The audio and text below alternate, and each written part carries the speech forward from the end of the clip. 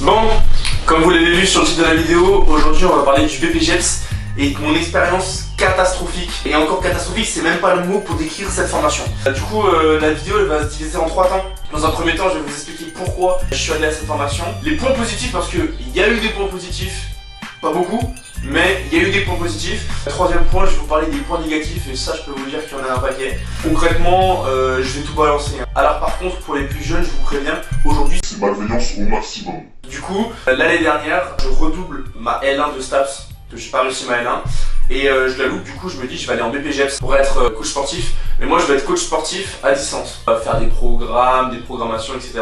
Mais je me dis, je vais quand même aller en BPJEPS pour avoir le diplôme. Truc de ouf, il y a un BPJEPS pas très loin de chez moi. Alors pour des raisons évidentes, je vais pas vous donner le nom de la formation, ni le lieu, parce qu'on sait jamais avec la justice.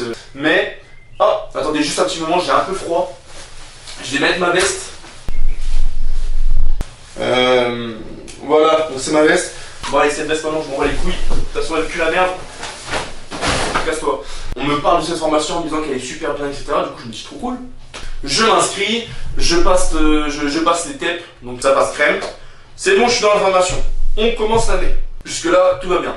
En fait, plus l'année allait, plus je me rendais compte qu'en fait c'était de la merde. Il faut savoir que par contre, point positif, il y a toujours eu une super ambiance. Mais en fait frérot, concrètement moi je vais pas dans une formation pour l'ambiance, j'y vais pour les connaissances perso, voilà. Du coup voilà, l'année commence et dès début d'année, il y a plusieurs trucs tu vois qui commencent de me titiller. Par exemple, un prof qui nous sort que on peut cibler une perte de gras. Hein voilà. Donc en fait, tu fais un exercice pour les fesses, ça va perdre du gras au niveau des fesses. What the fuck? Mais c'est évident, mais en fait il suffit de faire des abdos pour perdre du gras au niveau des abdos, mais merci. Mais vous voyez à quel point c'est dingue d'être aussi nul en fait. Genre ça c'était que le début d'année. Et là vous vous dites non mais c'est bon, on fait des petites erreurs, c'est pas grave. Sauf qu'en fait il faut savoir que dans ma formation, 80% de mes professeurs, c'est des personnes qui font du foot, qui ne font pas de musculation, qui n'aiment pas la musculation, et ils sont quoi? Profs de musculation.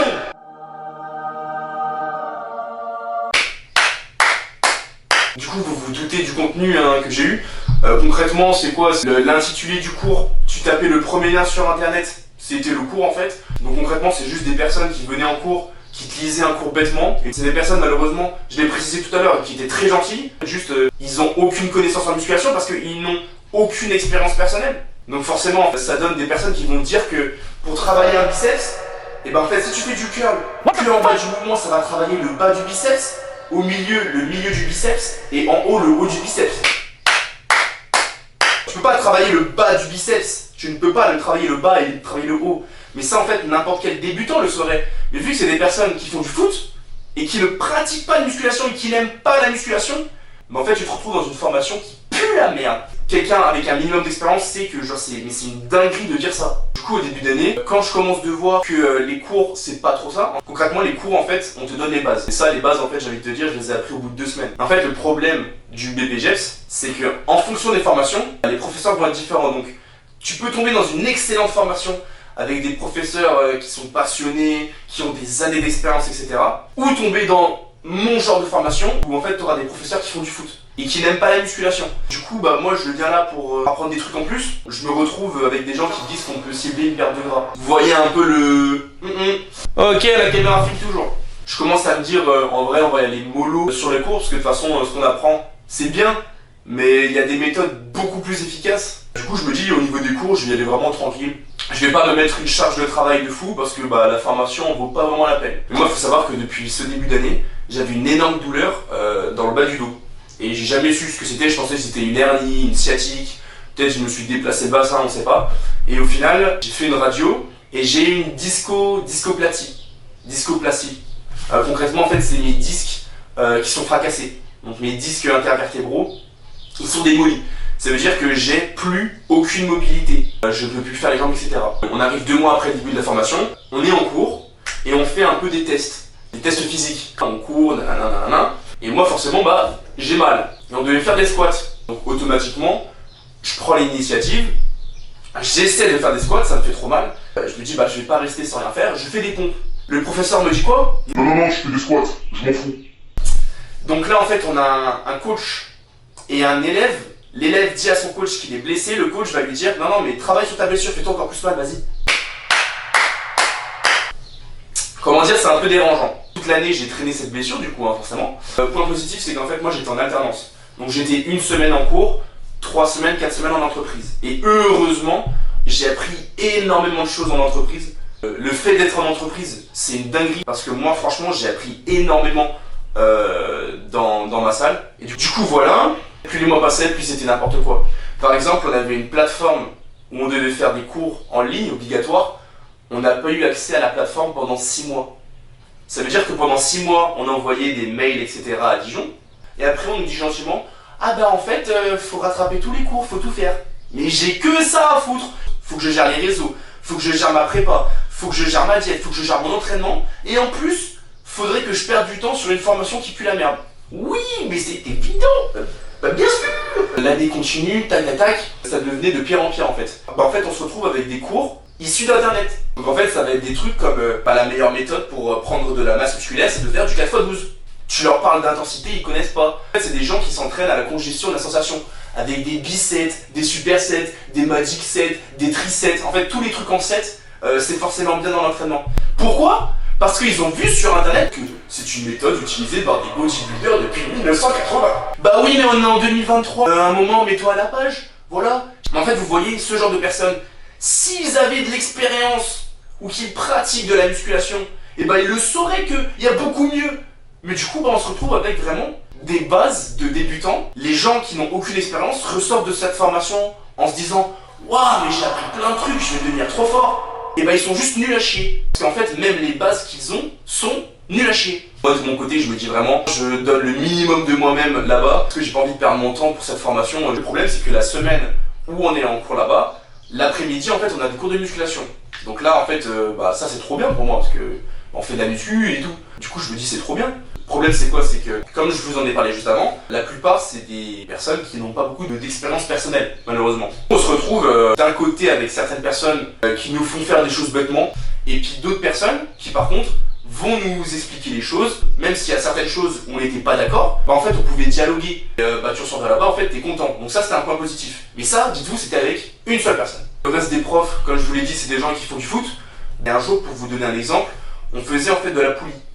Donc voilà, on fait de la poulie, le prof prend les poulies, et en fait il nous dit « Ah mais j'ai jamais essayé ça, du coup je vais essayer ». Il prend les poulies, et c'est vrai, il commence de trembler comme ça. La chancla y el bañador. Voy a la playa, había subido la marea. Eso. Había subido la marea y encontré una paella. Et c'est mon prof. Bravo, merci cette formation. Je parle du coup de cette formation à des personnes extérieures qui n'ont rien à voir avec la formation et ils me disent non mais vraiment cette formation faut la fuir. Ils sont obnubilés par les subventions de l'État, donc en fait ils veulent les 100% de réussite. Le diplôme, clairement ils le donnent, ils le donnent. Pour vous dire, dans ma salle, il y a une personne qui est venue coacher dans ma salle. Elle a eu son diplôme l'an dernier dans cette formation sur une séance d'épaulé jeté. Et elle leur dit voilà, aujourd'hui on fait le max à l'épaulé jeté, prenez des barres, montez en charge et on y va, let's go. Je vais la voir et je lui dis non mais attends, tu les échauffes pas? Il faut les échauffer quand même. Ah bah non, il n'y a pas besoin. Et cette personne, pareil, en expliquant l'exercice, elle dit bah voilà, sur la phase excentrique et concentrique, on retient la descente. Ouais, ça doit être ça. Ouais.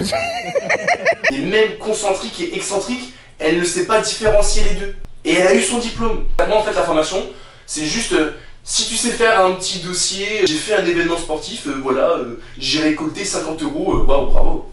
Et t'es coach sportif, non. Du coup honnêtement, plus la formation avance, plus ça commence un peu à me casser les couilles, on va pas se mentir. En fait en janvier-février, je commence à me dire en vrai je vais me casser. Même un des formateurs nous dit en vrai les gars, une fois que vous avez le diplôme, vous en faites ce que vous voulez.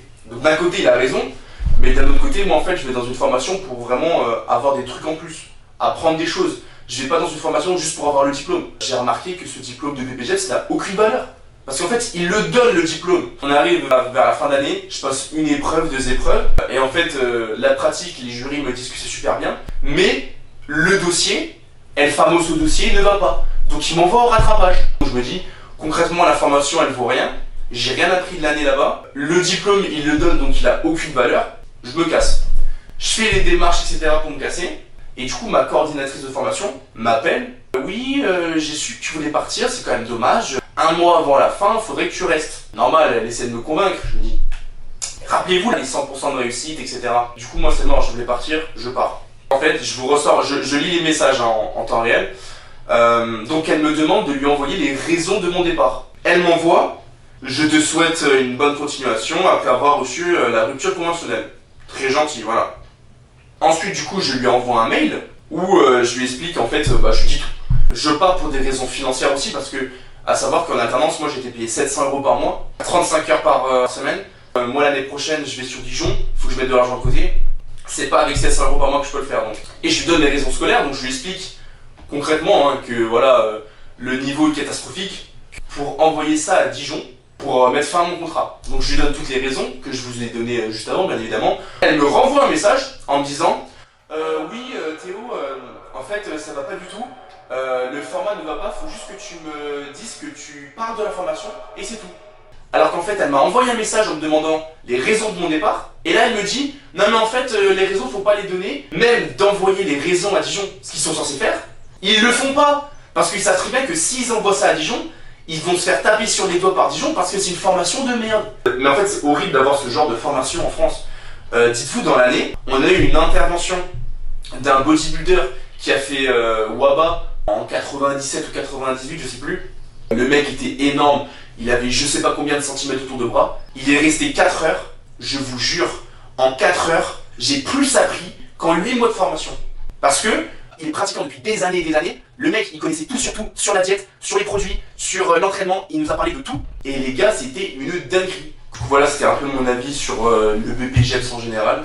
Pour moi, il y a sûrement des très bonnes formations en France. Et honnêtement, j'ai vu des cours de BPGEPS à Mâcon par exemple. Et ça a rien à voir, c'est le jour et la nuit. Choisissez bien votre centre de formation. Vous pouvez tomber sur des trucs vraiment super bien et des trucs nuls à chier. Du coup, point positif du BPGEPS, l'alternance, donc être en salle de musculation, la bonne ambiance. Les points négatifs, c'est qu'en fonction des formations, vous pouvez tomber sur des formations mais nulles, mais genre vraiment nulles. Sachant qu'on est censé avoir besoin d'un diplôme de BPGEPS pour être coach sportif. Après, à savoir que 50% des coachs sur les réseaux sont pas diplômés d'État. En fait, on se retrouve avec d'un côté des personnes pas diplômées d'État mais qui sont excellents et d'autres qui sont diplômés d'État qui ont même pas un an de muscu mais ils peuvent coacher. Par exemple, avec mes professeurs qui n'ont aucune année de musculation et qui se finissent profs de musculation. Ouais, c'est n'importe quoi. Du coup, le BPGEPS pour moi c'est terminé. Si un jour j'ai vraiment le besoin de lancer des coachings en ligne, je repasserai un BPGEPS dans une vraie formation qualifiée et je ferai en sorte de m'informer avant de la qualité de la formation.